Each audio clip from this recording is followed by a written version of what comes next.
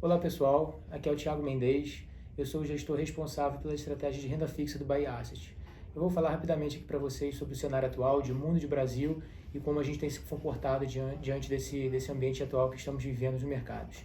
De mundo, temos três principais temas que têm feito muito preço e ditado a direção dos mercados.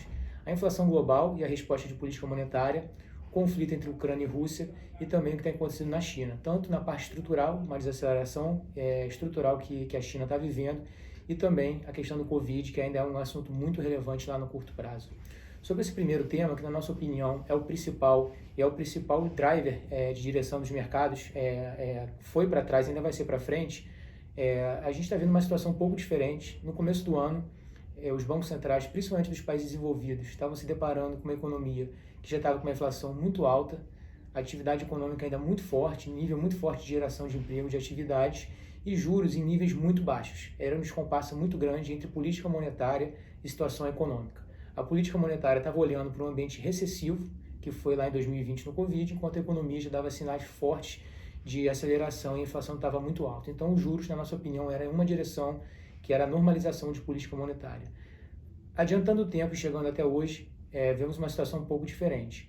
Em muitos países, a atividade econômica já dá alguns sinais de desaceleração, os juros já estão em território neutro, que a gente chama de neutro, e já indo para níveis contracionistas, mas a inflação ainda inspira bastante cuidado, principalmente nos núcleos mais ligados à atividade econômica, que a gente chama de núcleos de serviço.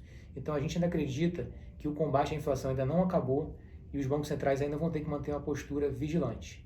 Sobre esse tema da Europa, a gente entende, olha, os preços de commodities, o impacto é relevante. No curto prazo, a gente viu até uma queda dos preços de commodities, mas a gente entende que a situação, principalmente na Europa, em termos de fornecimento de energia, ainda inspira cuidados e estamos bem atentos em relação a isso. Por último, a China, a gente segue com a cabeça não otimista estruturalmente para a China, por causa da sua transição necessária do modelo de crescimento, vindo de um modelo muito baseado em crédito e investimento imobiliário, que passa por uma necessária mudança. Por outro lado, a política de Covid-0 é o que tem feito muito preço no curto prazo.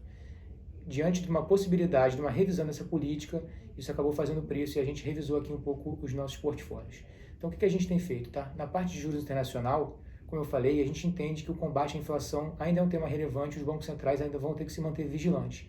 Então, a gente ainda tem posições que se beneficiam de juros mais altos do que estão precificados no mercado. A gente tem olhado muito para os Estados Unidos, Canadá, Europa, e a gente ainda enxerga algumas assimetrias favoráveis para posições que se beneficiam de juros indo além do que está precificado no mercado. Esse ambiente que a gente está vivendo, de condições financeiras apertadas, bancos centrais combatendo a inflação, porém uma desaceleração à frente necessária, quem vai gerar essa desaceleração são os bancos centrais, não é um ambiente muito favorável para ativos de risco. Então a gente segue com posições, na média, pessimistas em relação a ativos de risco. Nossa equipe de renda variável tem uma cabeça juntando esse cenário macro e também com uma opinião de preço de que a Bolsa Americana está cara, então o fundo tem carregado ao longo do ano posições ainda vendidas na Bolsa Americana, e na parte de renda fixa, olhando para o mercado de volatilidade de crédito, a gente também tem expressado essa nossa opinião pessimista nesses dois mercados. Temos explorado esse tema de volatilidade, que a volatilidade realizada está muito alta, e também o mercado de crédito. Atualmente, a gente migrou um pouco para posições um pouco mais pessimistas no mercado de crédito europeu, por uma combinação de preço e por uma questão de entender que a economia europeia está mais frágil do que Estados Unidos, por exemplo. Tá?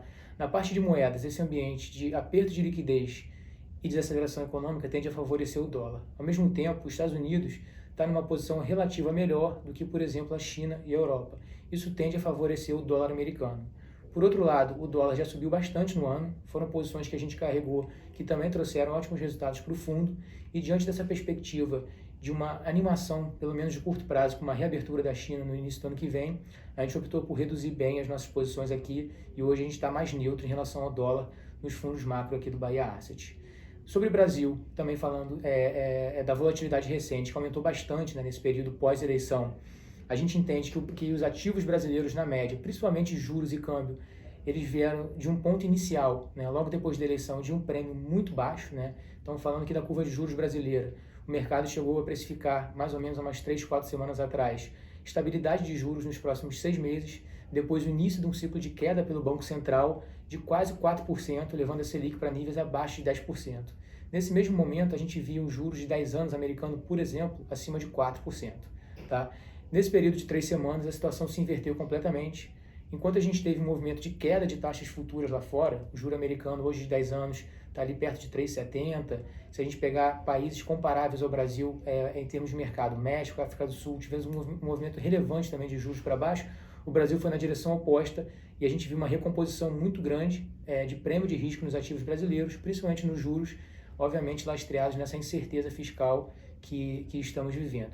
Só para falar em valores, por exemplo, o mercado agora precifica que os juros podem voltar a subir ano que vem, chegando a atingir quase 15%, e depois um ciclo de queda tímido, em que os juros ficam ali na parte mais baixa da curva, entre 12,80% e 13%. Qual é o resumo aqui? A renda fixa brasileira, que tinha muito pouco prêmio há 4 meses atrás, voltou a apresentar bastante prêmio. Então, na parte de juros, Brasil, a gente tem aqui posições pequenas aplicadas, né, acreditando que esse prêmio, daqui a 1 a 2 meses, passar essa volatilidade, eles vão se acomodar em níveis mais baixos. Não esperamos que vai voltar para o nível anterior, porque, de novo, era pouco prêmio e a situação fiscal está se mostrando, né? Na verdade, a demanda do governo que está assumindo em relação a gastos, ela tem se mostrado maior do que nós e o que o mercado esperava. Então, a gente não acha que vai voltar para aquele equilíbrio anterior, porém, a gente entende que é mais provável que o mercado se estabilize com menos prêmio do que tem agora na curva. A gente tem avaliação parecida com o mercado de câmbio.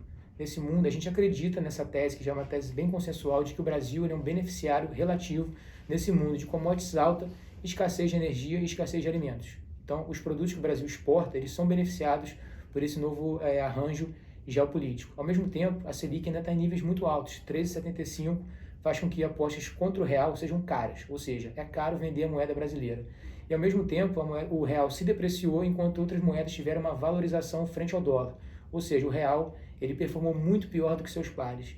Então, ao mesmo tempo que a gente enxerga uma possibilidade de estabilização dos juros no Brasil em níveis mais baixos do que estão agora, a gente também enxerga passar essa volatilidade, o real se apreciando um pouco frente a diversas moedas. E a gente tem explorado essa posição aqui no real contra o euro, no mercado de opções. A gente fez algumas estruturas de opções que no curto prazo elas tendem a não ter muito delta, ou seja, a exposição dessa posição a movimentos de curto prazo é pequena, mas olhando o horizonte ali de 1 mês e meio a 2 meses, caso o real ele volte a trabalhar mais perto da banda inferior que ele estava trabalhando atualmente, ou seja, o real contra o euro ali 5,20 ou abaixo de 5,20 é uma posição que vai trazer bastante ganho aqui para os nossos fundos macro. Então, resumo, Brasil, cenário incerto, cenário volátil, o que normalmente traz muita oportunidade, e a gente está aqui atento com o nosso time macro, com a nossa equipe de gestão bem focada para se apropriar dessa oportunidade que com certeza o mercado vai oferecer quando a volatilidade está alta, é o que acontece. Pessoal, muito obrigado, abraço a todos.